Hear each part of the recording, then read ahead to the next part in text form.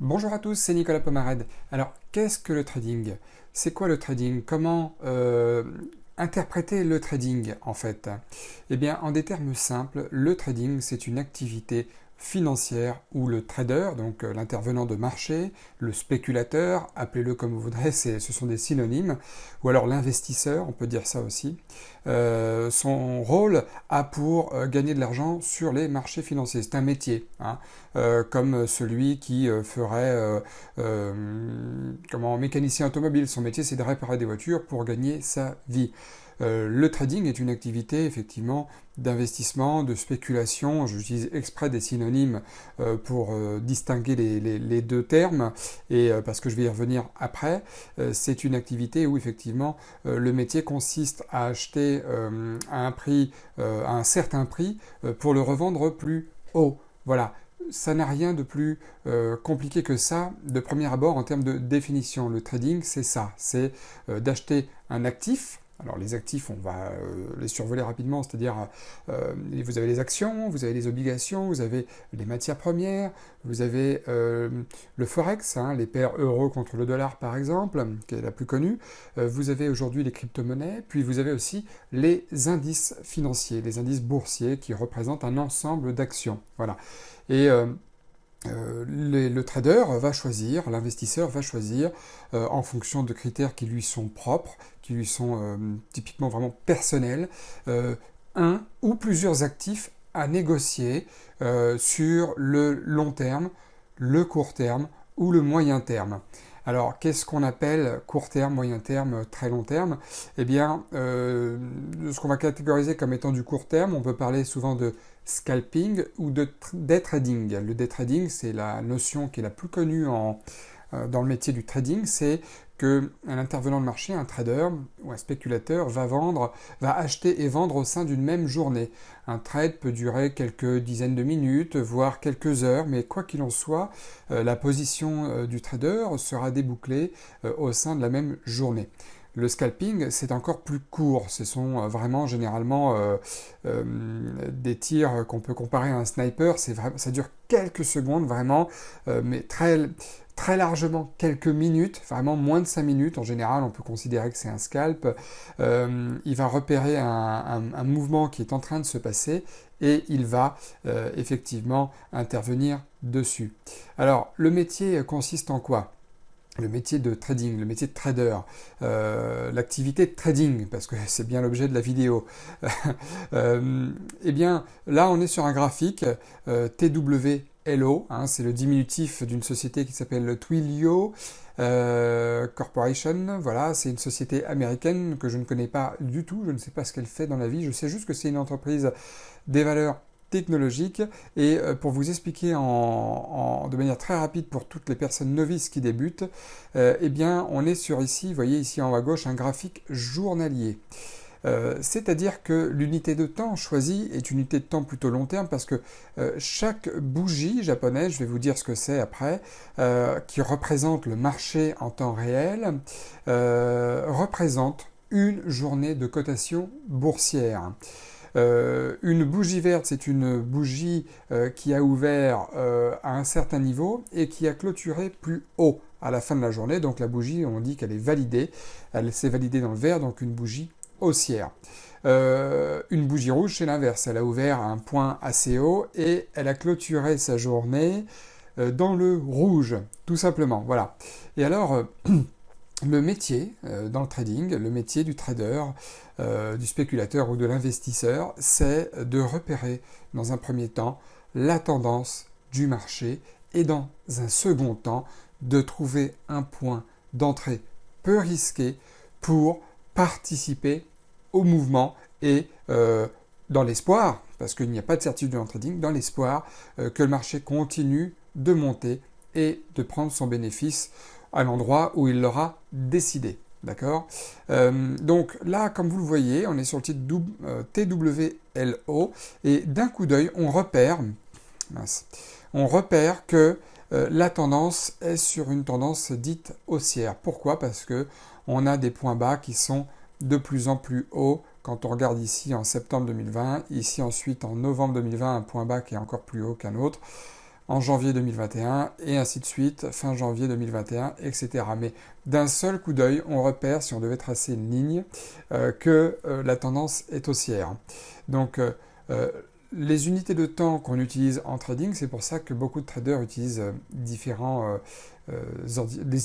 écrans. C'est pas pour suivre plein d'actions en même moment, en même temps, c'est pour pouvoir avoir la même et unique action sur plusieurs unités de temps. Et comme là, je ne peux pas vous montrer tout d'un coup sur ce seul écran les différentes unités de temps, eh bien, je vais vous dire par exemple que si un trader avait voulu rentrer sur le marché actuellement, là, ou en tout cas dans les jours qui ont suivi ce jour où on est aujourd'hui, dimanche 21 février 2021, eh bien, son métier aurait été de voir des unités de temps inférieures, comme le 2 heures par exemple, pour par exemple trouver ici, vous voyez, un point d'entrée peu risqué après un retracement du marché, là, au niveau des, disons, allez, 370$, et avec un point de stop pour, au cas où le marché se retourne, par exemple, qui aurait pu être en dessous des 350$. Il rentre ici une taille de position, admettant que la personne souhaite risquer 100$ de perte maximum, eh bien, il va rentrer, comme on l'a dit, à peu près autour des 370$, et puis il va mettre son stop un petit peu en dessous des 350, ce qui fait que, vous le voyez ici à gauche, le calculateur automatique de taille lui aura conseillé, en fonction de ce risque-là, en fonction d'un risque de 100$, d'acheter 5 actions. Donc 5 actions, voilà. Et puis après, la personne va se dire, bon bah, je voudrais revendre mon action quand j'aurai gagné à peu près 300$. Ce qui fait que on a ce qu'on appelle le risk reward. Il risque 100 pour gagner 300. Donc ça, c'est le métier du trader. C'est son métier, c'est de repérer quelle est la tendance et ensuite de trouver un point d'entrée peu risqué pour participer à cette tendance. Et ensuite, la définition de quel objectif prendre, quelle durée dans le temps, ça dépendra de lui. S'il a une affinité particulière avec le long terme, eh bien, il va garder sa position plusieurs jours, plusieurs semaines, plusieurs mois, on ne sait pas. S'il n'a pas d'affinité avec le long terme, il va peut-être rester sur du court terme, et dans ce cas-là, il va chercher à affiner son timing en ayant des positions uniquement basées sur le day trading, voilà. Et après, à lui de trouver un point d'entrée peu risqué et pareil, un point d'objectif intéressant pour sortir avec un bénéfice et en ayant une méthode qui lui soit profitable. Si par exemple nous prenons, vous voyez, on voit ici c'est un graphique une semaine, donc c'est un graphique encore plus long terme que le graphique jour. On voit que la tendance est bel et bien haussière, mais si on prend une action, comme j'ai vu tout à l'heure, dans l'optique de faire cette vidéo, l'action Carrefour, une action française, eh bien on voit d'un simple coup d'œil que l'action est baissière. Donc là, évidemment, le métier du trader va lui déconseiller, le métier de trader, l'activité de trading devrait déconseiller à l'intervenant de marché d'être acheteur sur une tendance qui est complètement baissière comme ça, tant que la tendance ne s'est pas retournée. Parce qu'il y a beaucoup de gens qui voudraient éventuellement acheter sur des points bas comme ça, parce qu'ils se disent, bah, la tendance, elle a déjà bien baissé, elle a déjà bien baissé, et c'est peut-être le moment d'acheter. C'est peut-être le moment d'acheter. Or, tant que la tendance ne s'est pas véritablement orientée à la hausse, eh bien, vous voyez, en avançant le graphique comme ça, la personne aurait tout simplement continué à perdre parce que la tendance a continué de baisser pendant un certain temps. Et alors, dans le métier de trader, pour l'activité de trading, on entend souvent parler des indicateurs techniques. Les indicateurs techniques, vous voyez, moi j'en utilise pas beaucoup en fait, j'en utilise même très très peu. J'utilise les moyennes mobiles vertes et rouges qui définissent évidemment 20 périodes pour la verte et 50 périodes pour la rouge. Ça veut dire que c'est basé, c'est une ligne qu'on trace pour définir la tendance d'un coup d'œil, basée sur les 20 derniers jours pour la verte et les 50 derniers jours pour la rouge. Ce sont des moyennes mobiles qui sont très connues, très célèbres. Voilà. Est-ce qu'on en a besoin pour repérer la tendance ? Non, mais ça aide à repérer la tendance et comme beaucoup de gens les utilisent, je les utilise aussi parce que je trouve que c'est assez pratique, ça prend pas beaucoup de place, et voilà. Et en dessous, nous avons ici l'indicateur technique des volumes que j'aime beaucoup utiliser aussi, surtout sur les actions américaines, donc je vais revenir d'ailleurs dessus un petit instant. Graphique jour, voilà. Là, il y a quelque chose que j'aime beaucoup, c'est effectivement cette période-là. Ça, c'est typiquement le genre d'endroit où j'aurais acheté moi-même parce que on a ce qu'on appelle en trading des convergences de signaux. On a cassé des plus hauts.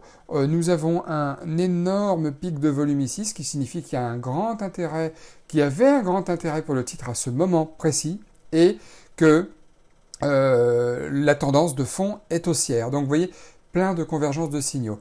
Donc pour faire très simple, hein, le trading, j'ai dit ce que c'était. Voilà, c'est un métier où on gagne sa vie en achetant à un certain prix et en revendant à un prix plus élevé. C'est le but de l'activité, c'est le but du métier.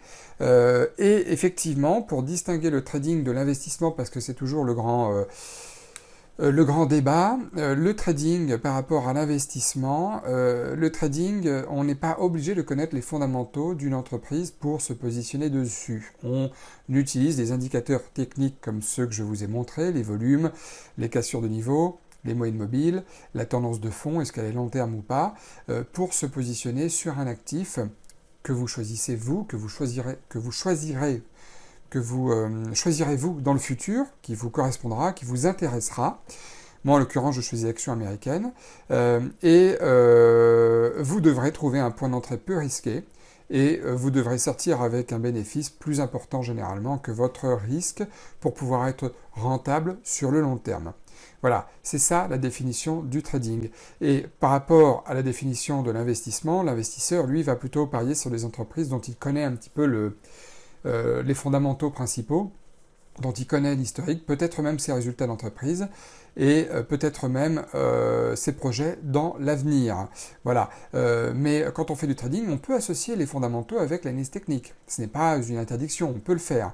Mais la différence principale avec l'investisseur, c'est qu'en général, l'investisseur va toujours parier sur un mouvement à la hausse, alors que le trader peut aussi parier sur des mouvements baissiers. Je vous ai montré tout à l'heure l'action Carrefour. Le trader, lui, parie quand les probabilités sont de son côté. D'accord ? Si l'action, il la repère comme étant une action très baissière et qu'il voit qu'il y a une opportunité à jouer, il peut aussi parier contre elle en se disant, bah tiens, je vais parier sur le fait que ça baisse. Et si l'action baisse, eh bien, il va gagner de l'argent. D'accord ? Et c'est la différence principale qui est entre les investisseurs et les traders.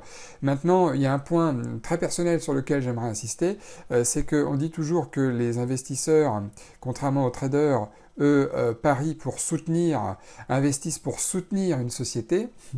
Ils ne le font pas par philanthropie. Hein, ils ne le font pas par philanthropie. Ils investissent, ils connaissent les fondamentaux de l'entreprise très bien, mais ils investissent avant tout pour gagner de l'argent. C'est ça, hein, un investisseur, c'est là pour gagner de l'argent. C'est comme le mécanicien que je vous parlais en début de vidéo, il est là pour gagner de l'argent, il peut peut-être donner un coup de pouce de temps en temps gratuitement à quelqu'un, mais voilà, mais sinon, il ne pourra pas vivre de ça s'il ne fait que des cadeaux au niveau de ses activités, il offre ses services, il ne pourra pas gagner sa vie grâce à cela.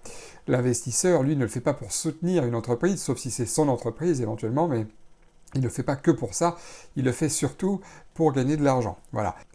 Bon voilà, j'espère que cette vidéo vous aura plu, j'espère qu'elle vous aura permis de mieux comprendre ce que c'était que le trading, et j'espère surtout avoir été assez clair, parce que c'est vrai que les choses les plus simples sont les plus compliquées finalement à expliquer, parce que c'est tellement simple qu'on va nous dire « ouais, mais si c'était si simple, tout le monde pourrait le faire ». Et effectivement, les gens auraient raison. La définition du trading est très simple, mais la mise en application l'est un peu moins. C'est pour ça qu'il faut absolument, enfin je vous conseille de commencer par apprendre avant de vous lancer dans le trading, ou alors si vous ne voulez pas apprendre, commencez en démo pour vous familiariser avec ce métier, cette activité qui est évidemment très passionnante.